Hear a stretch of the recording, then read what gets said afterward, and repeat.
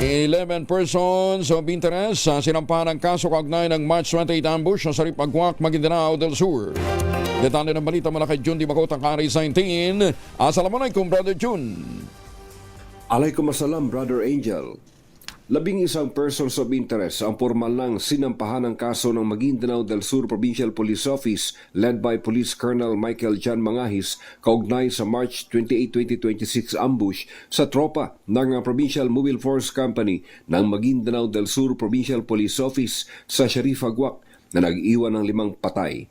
Matapos ang 23 days ng malalimang investigasyon ng Special Investigation Task Group, formal na isinampa ang kasong multiple murder, multiple prostrated murder, and theft sa Office of the Provincial Prosecutor ng Maguindanao del Sur.